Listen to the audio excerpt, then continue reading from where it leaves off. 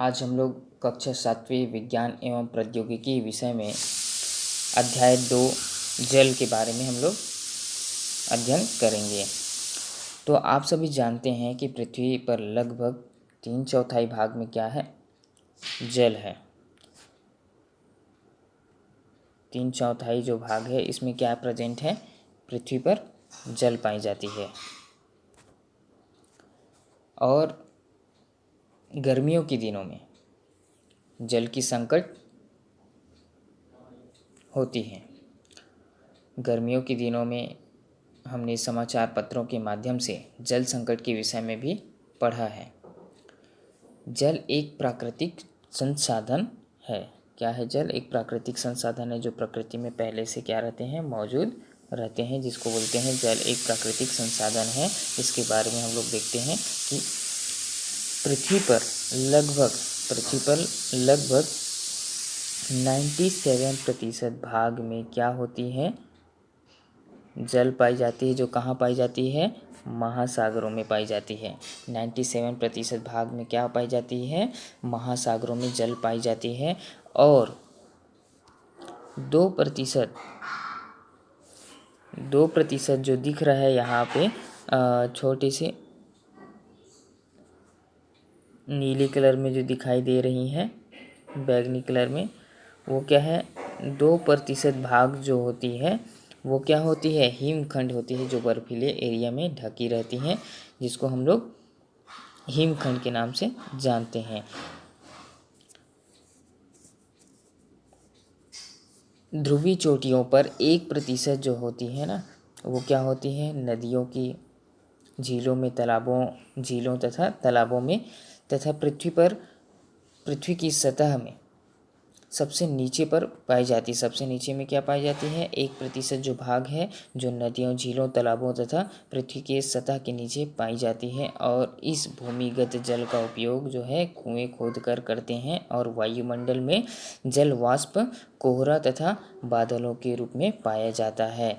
तो आज हम लोग देखे हैं कि पृथ्वी में जो है 97% भाग जो होती हैं उसमें क्या होती है? महासागरों में जो है जल पाई जाती है। और 2% जो भाग हैं वो हिमखंड, बर्फीले एरिया में होती हैं, चित्र में दिखाई दे रहा है। और ध्रुवीय चोटियों में 1% भाग जो होती है ना, उसमें नदियों, तालाबों, झीलों को पृथ्वी के नीचे पाई जाती हैं।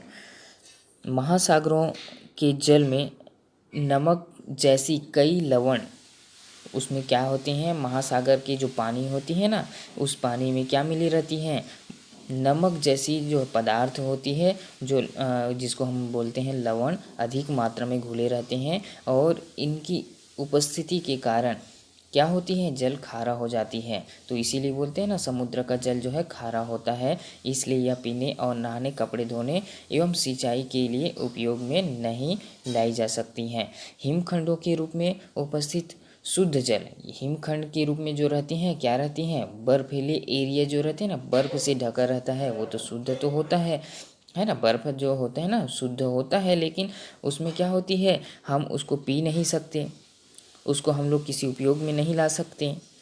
तो ये 2% जो भाग है वो बर्फ़ एरिया होती है, बर्फीले एरिया में होती है। पृथ्वी पर उपलब्ध जल में से मनुष्यों के लिए उपयोग में आने वाली कुछ जल की मात्रा क्या हो जाती है? 1% जो बच जाती है, बहुत कम होती है। और यह लगभग 10 लीटर जल में 1 मिली, यानी कि कुल जल 0.01% के बराबर रह जाती है।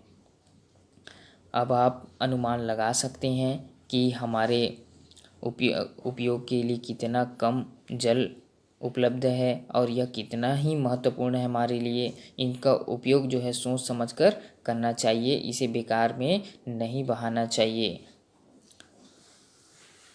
तो जल हमारे लिए कितना महत्वपूर्ण है ये हम लोग देखे हैं। अब आगे हम लोग देखते हैं जीवन निर्वाह के लिए जल का क्या क्या महत्व है। जीवन जीने के लिए, हमारे जो जीवन जीना है, हम लोग किस टाइप के जीवन जी रहे हैं, जो जल हमारे जीवन के लिए कितना ज़्यादा महत्वपूर्ण है, उसके बारे में हम लोग चर्चा करते हैं। जल सभी सजीवों का एक अनिवार्य घटक है। सजीवों मतलब जिसमें जीवन पाई जाती है, चाहे मनुष्य हो या आसपास की पेड़ पौधे हों या जीव जंतु हो, तो वो क्या है, उन सभी के लिए जल क्या होती है, आवश्यक होती है। मनुष्य के शरीर में भार की दृष्टि से कितना प्रतिशत, 70% जल जो है पाया जाता है। आप देख सकते हैं कि 70% जो 70% जो जल है वो मनुष्य की दृष्टि से लगभग आवश्यक होती है। अब हम लोग एक सारणी देखेंगे जिसमें जंतुओं, वनस्पतियों तथा उनके उत्पादों के रूप में जल का लगभग प्रतिशत मात्रा कितना पाया जाता है उसके बारे में जानेंगे। यहाँ आप चित्र सारणी 2.1 में आप देख सकते हैं।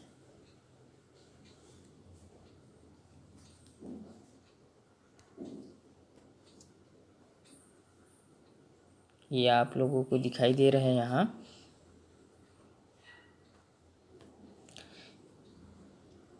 अब हाथी की हम बात करें तो हाथी यहाँ पे उसकी वस्तुओं में क्या लिखेंगे, हाथी, और भार के अनुसार जल की लगभग प्रतिशत मात्रा कितनी होती है हाथी की, 80% होती है। आप देख पा रहे हैं कि भार की दृष्टि से हाथी का क्या होती है, 80% भाग उसमें क्या होती है, जल पाई जाती है। उसी प्रकार हम बात करेंगे पेड़ की, तो यहाँ पर पेड़ दिखाई दे रहे हैं जो 60% जो भाग है उसमें क्या है, जल पाई जाती है। और उसके बाद हम बात करेंगे ब्रेड की, तो उसमें कितना प्रतिशत है, 30% पाई जा रही है। और दूध में 95% जो है जल पाई जाती है। टमाटर में 90% जो है जल पाई जाती है। उसके बाद देखें संतरा की, तो 85 भाग उसमें जल की प्रतिशत होती है। और उसके बाद देखें आलू, तो आलू में क्या है, 80% जो भाग है उसमें क्या पाई जाती हैं, जल पाई जाती हैं। तो सबसे ज़्यादा जल इसमें किस में पाई जा रही है, दूध में। ये जो है 95% भाग जो होती है ना, दूध में पाई जाती है। अब हम देखते हैं कि स्वस्थ मनुष्य को पीने के लिए प्रतिदिन लगभग 2 से 3 लीटर जल आवश्यक होती है। एक स्वस्थ मनुष्य को प्रतिदिन क्या होती है, 2 से 3 लीटर जल अवश्य पीना चाहिए। यदि स्वस्थ रहना है हमें तो क्या होती है, जल जो है 2 से 3 लीटर एक स्वस्थ मनुष्य को पीना चाहिए। यदि शरीर की विभिन्न क्रियाएं को संचालन के माध्यम से आवश्यक होती है, हमारी जो शरीर में बहुत सारे ऐसी क्रियाएं होती है जिसको चलाने के लिए पानी जो है बहुत ज़्यादा आवश्यक होती है। जल आमाशय में भोजन को पचाने में तथा पचे हुए भोजन को अवशोषण एवं शरीर के उनके संवहन के लिए आवश्यक होती है। यानी कि जल हमारे आमाशय में जो भोजन को पचाने के लिए और पचे हुए जो भोजन को अवशेष के लिए क्या होती है, जल जो है आवश्यक होती है, संवहन के रूप में कार्य करती है। हम प्रतिदिन जल का निष्कासन मूत्र एवं पसीने के माध्यम से भी करते हैं, है ना। हम लोग क्या करते हैं, प्रतिदिन जो है जल का जो निष्कासन होती है मूत्र के माध्यम से, और गर्मियों के दिनों में आप देखे होंगे कि पसीनों के माध्यम से अपशिष्ट पदार्थ जो है शरीर से बाहर निकाल दिए जाते हैं। अब पसीने के रूप में जल का निकलना शरीर के तापमान को क्या करती है, नियंत्रित करती है ना। हमारे शरीर जो है एक अनुकूल परिस्थितियों के लायक जो है बनी है, जहाँ पर गर्मी होती है वहाँ पर पसीना आती है, जिससे क्या होती है, हमारे शरीर ठंडा हो जाती है। तो ये नियंत्रण बनी रहती है और हमें पर्याप्त मात्रा में जल का सेवन करना चाहिए, जिससे शरीर की समस्त क्रियाएं उचित रूप से संचालित हो सके। ये तो मनुष्यों की बात होगी। पौधों में भी जल उतना ही आवश्यक होती है जितना मनुष्यों में होती है। तो पौधों के लिए जल उतना ही आवश्यक होता है जितना जंतुओं के लिए। अब क्रियाकलाप 1 में देखेंगे कि क्रियाकलाप 1 आप लोग को दिखाई दे रहा है। क्रियाकलाप 1 इसमें क्या है, हम लोग लिए हैं मूंग के बीज और एक कटोरी पानी ले लेते हैं और कपड़ा ले लेते हैं और मिट्टी ले लेते हैं। तो हम क्या करेंगे, इसमें मूंग के जो बीज है ना, उस मूंग के बीज को क्या करेंगे, उस कटोरी के पानी में एक दिन क्या करेंगे, 2 से 4 दिन तक उस भिगो करके रख देंगे। तो मूंग की बीज क्या होती है, सूखी रहती है, तो वो क्या होती है, भींगेगी तो वो क्या हो जाती है, उसमें उसकी आकार में परिवर्तन आ जाती है। जब पानी में भिगाएंगे तो वो क्या हो जाती है, मूंग की बीज मोटी हो जाती है और कटोरी में रखी हुई पानी को अपने ऊपर ले लेती हैं। और थोड़ी दिन बाद, 2 से 3 दिन बाद या 4 दिन बाद हम देखेंगे कि उसमें क्या होती है, अंकुरण की अवस्था आ जाती है। अब उसको हम लोग क्या करेंगे, मूंग के जो बीज है उसको हम लोग कपड़े में बांध करके रख देंगे, जिससे वो क्या हो जाएगी, अंकुरित हो जाएगी। और उसके बाद हम लोग क्या करेंगे, दो हम लोग लेंगे गमला जिसमें मिट्टी भरी हो। एक में क्या होगी, सूखी मिट्टी और एक में क्या होगी, गीली मिट्टी। तो सूखी मिट्टी जो होगी उसमें वो अंकुरित बीज को डालेंगे और एक में गीली मिट्टी में डालेंगे अंकुरित बीज को, मूंग की, है ना। तो क्या हो जाएगा, जो बीज जो है अंकुरित है और जो गमला में जो मिट्टी है वो गीली है जिसमें हम लोग पानी डाले हुए हैं, उसमें क्या हो जाएगी, अंकुरण और ज़्यादा तीव्र गति से होगी और वो पौधे के रूप ले लेगी। और उसके बाद हम देखेंगे कि सूखी जो मिट्टी है जिसमें हम लोग पानी नहीं डाले हैं और उसमें अंकुरित बीज डाल दिए हैं, वो क्या होगी, आगे ग्रोथ होगी, क्या आगे बढ़ेगी, क्या नहीं बढ़ेगी, क्योंकि हर पौधों को जो है पानी की आवश्यकता होती है। आगे हम लोग देखते हैं जलीय जीव सारणी 2.2 में हम बात करें, इसमें दिखाई दे रहा है क्या, हम देख पा रहे हैं यहाँ पर सारणी 2.2, उसमें क्या है, जलीय जीव दिखाई दे रहे हैं। उसमें कौन कौन सा जलीय जीव है, जलीय पौधे हैं, है ना, जलीय पौधे हैं जो कि क्या है, कमल है, जो कमल क्या होती हैं, पानी में खिलने वाली जलीय पौधे होती हैं। एक होती है हाइड्रा, क्या होती है, वो भी पानी में खिलती हैं। दूसरा है जलीय जंतु, जलीय जंतु में क्या है, जलीय जंतु जैसे कि यहाँ पे दिखाई दे रहा है मछली, है ना, उसी प्रकार से यहाँ जलीय सूक्ष्म जीव दिखाई दे रहे हैं। तो जलीय सूक्ष्म जीव क्या है, अमीबा या पैरामीशियम यहाँ पे दिखाई दे रहा है, अमीबा, पैरामीशियम, यूग्लिना, ये क्या है, जलीय जीव है जो जल में अपना जीवन जीते हैं।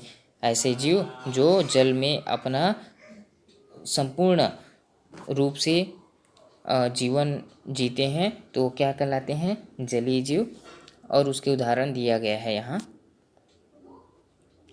अब हम लोग बात करते हैं इसके उत्तर दीजिए, महासागरों के जल का उपयोग मनुष्य अपने दैनिक जीवन में क्यों नहीं कर सकता। हमने यहाँ भी पढ़ा है कि महासागरों में क्या होती है, नमक जैसे लवण जो है पदार्थ पाए जाते हैं, इसलिए हम लोग उसको यूज़ नहीं कर सकते हैं, जो कपड़ा धोने के लिए, पीने के लिए या घरेलू उपयोग के लिए उसका पानी उसके जो पानी है उसका उपयोग नहीं करते हैं। मनुष्य के शरीर में जल क्यों आवश्यक होती है, यानी कि समस्त हमारी मनुष्य की जो समस्त क्रियाएं होती है वो शरीर की समस्त क्रियाओं को चलाने के लिए जल की ज़्यादातर आवश्यकता होती है। गमलों में लगे पौधों जो होते हैं ना, गमलों में लगे हुए पौधों को यदि जल से ना सींचा जाए तो क्या हो जाती, पौधे अपना जीवन नहीं जी पाती, क्योंकि वहाँ पानी उसके भोजन बनाने के लिए और ग्रोथ करने के लिए आवश्यक होती है।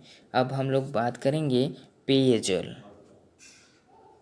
दिखाई दे रहा है यहाँ पेयजल। अब हम लोग बात करेंगे पेयजल में क्या होती है, जो पीने योग्य जो पानी होती है ना उसे हम लोग क्या कहते हैं, पेयजल कहते हैं। और क्या सभी स्रोत से प्राप्त जल पीने योग्य होते हैं, विभिन्न स्रोतों से प्राप्त घुलित लवण, निलंबित कण, सूक्ष्म जीव होते हैं। कुछ घुले हुए लवण हमारे शरीर के लिए आवश्यक होती हैं, किंतु इनकी मात्रा यदि आवश्यकता से अधिक हो तो जल से हटाया जाना चाहिए। शहरों में पीने के पानी का वितरण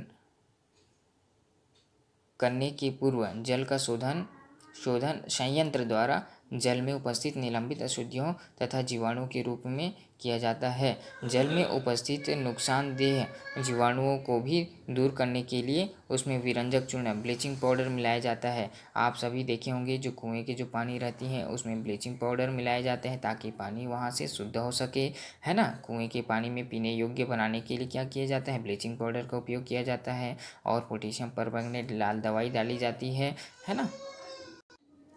अब बात करते हैं हम लोग आसूत जल की। तो आसूत जल क्या होता है, यह जल एक शुद्धतम रूप है। आसूत जल जो होते हैं एकदम प्योर रूप में जो जल होते हैं उसको बोलते हैं आसूत जल। प्रयोगशाला में प्रयोगों के लिए इनकी आवश्यकता होती है। आसूत जल जो होते हैं ना, जब हम लोग प्रयोगशाला में हम लोग 90% जो है प्योर जल जो होती है वो आसूत जल लेते हैं। और आसूत जल प्राप्त करने के लिए जल को गर्म कर वाष्प के रूप में, है ना, ये जो है जब हम जल को क्या करते हैं, गर्म करते हैं तो वाष्प के रूप में ऊपर उड़ने लगती हैं। जो वाष्प होती हैं वाष्प को हम क्या करते हैं, संघनित कर जल में बदल देते हैं। इसे आप सभी घर में भी प्राप्त कर सकते हैं। एक बड़ा पात्र लेंगे, आगे हम लोग चित्र के माध्यम से हम लोग समझेंगे कि ये जो चित्र दिखाई दे रहे हैं आसूत जल की, इस आसूत जल बनाने के लिए कैसे बनाया जाता है उसको चित्र के माध्यम से समझते हैं।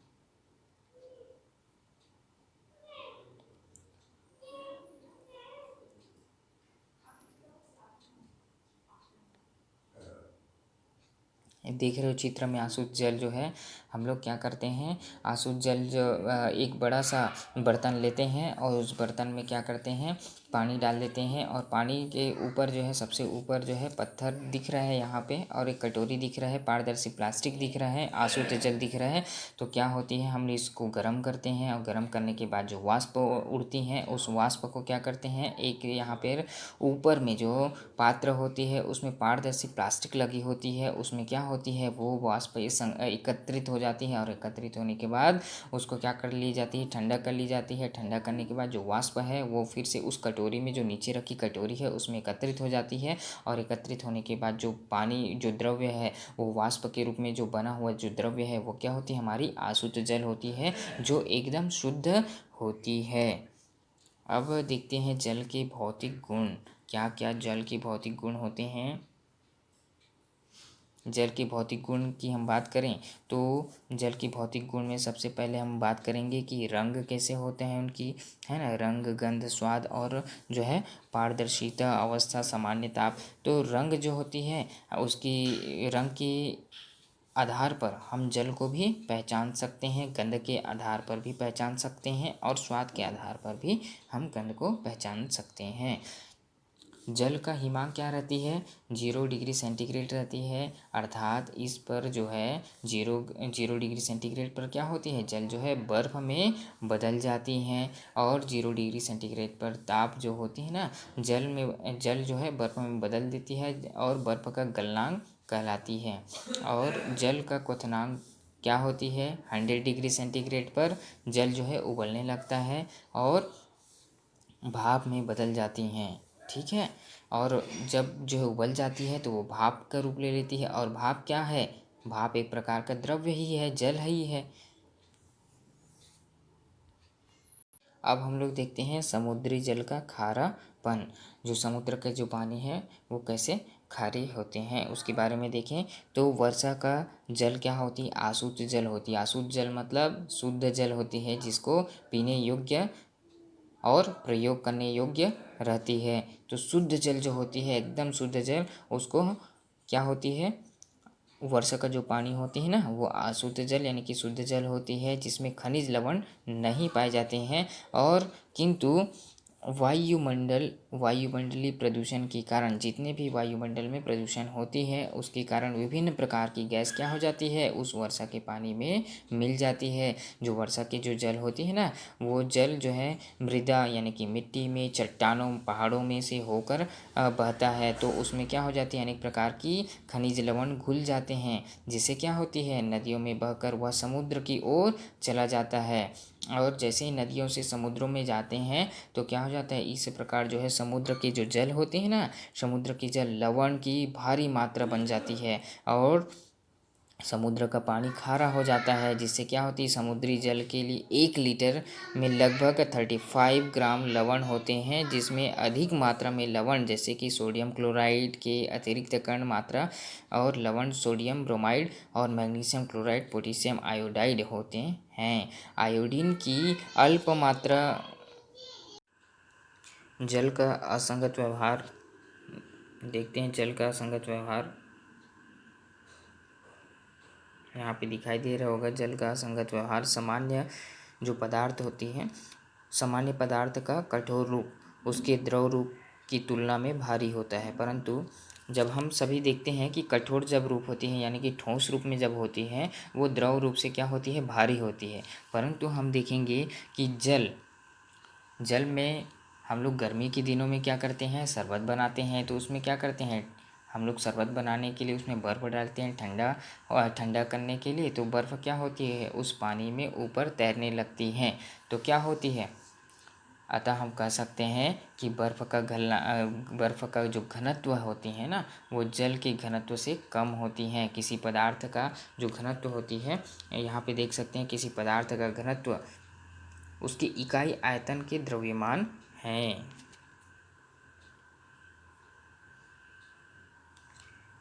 घनत्व बराबर द्रव्यमान बटे आयतन। अब हम बात करेंगे आयतन, कठोर एवं मृदु जल क्या है। कठोर जल और मृदु जल क्या है, तो कठोर और मृदु जल क्या है, इसके बारे में हम लोग अध्ययन करते हैं। नहाने तथा कपड़ा धोने के लिए सामान्य साबुन का उपयोग करते हैं। हम लोग सभी नहाने के लिए और कपड़ा धोने के लिए क्या करते हैं, सामान्यतः जो है साबुन का उपयोग करते हैं। और जब जल साबुन के साथ बहुत सा झाग देते हैं, यदि जल में जो साबुन है बहुत ज़्यादा झाग दे रही हैं, तो वो क्या होते हैं, मृदु जल कहलाते हैं। मृदु जल मतलब सॉफ्ट जल कहलाती है। कुछ स्रोतों से प्राप्त जल साबुन के साथ अच्छी तरह झाग नहीं देता, उसे क्या कहते हैं, कठोर जल कहते हैं। यानी कि जो साबुन जिस जल में झाग नहीं देता वो कठोर जल है, और साबुन यदि किसी जल में झाग अच्छी तरीके से देने लगे तो वह मृदु जल कहलाती है। कठोर जल में कैल्शियम मैग्नीशियम के लवण घुले रहते हैं। कठोर जल में क्या क्या घुले रहते हैं, कैल्शियम और मैग्नीशियम। कैल्शियम मैग्नीशियम ये सारी चीज़ें जो है कठोर जल में घुले रहती हैं, कैल्शियम और मैग्नीशियम। अब हम बात करते हैं जल की कठोरता 2 रूपों में बताई गई है। कितने रूपों में, जल की कठोरता को 2 रूपों में बताई गई है। स्थायी कठोरता, अस्थायी, स्थायी और अस्थायी 2 रूपों में जो है जल की कठोरता को देखी गई है। अस्थायी कठोरता जल में मैग्नीशियम व कैल्शियम और बाइकार्बोनेट के घुलने के कारण होती है और इसे जल से उबालकर दूर किया जा सकता है। अस्थायी जो होती है ना, उसमें मैग्नीशियम कैल्शियम बाइकार्बोनेट घुले रहते हैं। ये क्या है, रासायनिक कंपोनेंट है जो क्या होते हैं, घुले रहते हैं। इसे हम लोग जब जल को गर्म करते हैं तो इसे दूर किया जा सकता है। स्थायी कठोरता क्या है, उसमें कैल्शियम मैग्नीशियम क्लोराइड सल्फेट के लवण घुले रहते हैं, इस कारण ये क्या होते हैं, जल स्थायी कठोरता होते हैं, और इसको भी क्या करते हैं, जल को उबालकर दूर किया जा सकता है। आगे देखते हैं जल चक्र। जल चक्र क्या होते हैं, तो जल चक्र के बारे में देखें तो समुद्रों झीलों तालाबों में जल के अन्य स्रोतों से जल लगातार वाष्पित होता है। क्या होता है, जल जो है लगातार, आप लोग देखे होंगे कि तालाबों में सुबह के टाइम आप लोग जा कर के देखिएगा तो जो तालाब के ऊपर भाग जो होती हैं एकदम कोहरा दिखाई देती है। क्यों दिखाई देती है, क्योंकि जल के जो वाष्प बन कर के ऊपर उड़ने लगती हैं, और जल वाष्प हल्की होने के कारण ऊपर की ओर उड़ती जाती हैं, ऊपर की ओर चली जाती हैं। वायुमंडल की ऊपरी सतह का तापमान कम होने के कारण जल वाष्प छोटी छोटी बूंदों के रूप में संघनित हो जाती हैं और बादल का रूप ले लेती हैं। बादलों में जल की बूंदें पास पास आती जाती है और पानी की एक बड़ी बूंद बना लेती हैं। तो वर्षा के रूप में फिर वो पानी क्या हो जाती है, गिरती हैं। इस प्रकार जल जो है पुनः जल चक्र का रूप ले लेती हैं। तो यहाँ इस चित्र में देख सकते हो कि नदी पर्वत से होते हुए नदियाँ क्या आती हैं, समुद्र में मिलती हैं और समुद्र की जो पानी है वो क्या होती है, वाष्प का रूप ले लेती है। क्या ले लेती हैं, वाष्प का रूप ले लेती हैं। फिर वो क्या होती हैं, बादल बन जाती हैं, वाष्प के रूप में बादल में इकट्ठा हो जाती हैं। फिर क्या होती है, उस बादल से वो जो है संघनित होकर के द्रव्य के जो कण है संघनित होकर के फिर से वर्षा का रूप ले लेती है। तो इसी को हम बोलते हैं जल चक्र। आगे हम बात करते हैं जल प्रदूषण। क्या, जल प्रदूषण। जल प्रदूषण में क्या होता है, विभिन्न स्रोतों से जल को अनेक प्रकार के रासायनिक पदार्थ, मल मूत्र और दूसरे अवांछनीय पदार्थ जैसे कि कूड़ा करकट, नालियों से गंदी पानी मिलने से क्या होती है, जल प्रदूषित हो जाती है, जिससे यह पीने योग्य नहीं रहती हैं और घरेलू कार्यों को करने के योग्य नहीं रहती हैं। ऐसे में जल जो है प्रदूषित हो जाती हैं। जल को प्रदूषित करने वाले पदार्थ प्रदूषण के तथा उसके द्वारा जल को दूषित हो जाता है, जल प्रदूषण कहलाता है। बड़े बड़े औद्योगिकीकरण के कारण जल प्रदूषण एक गंभीर समस्या का रूप सामने आया है। जल प्रदूषण के क्या क्या कारण हो सकते हैं और कौन कौन से कारण हो सकते हैं, तो पहला है मनुष्य के क्रियाकलाप। सबसे पहले जो है मनुष्य ही क्या करते हैं, जल को प्रदूषित करते हैं।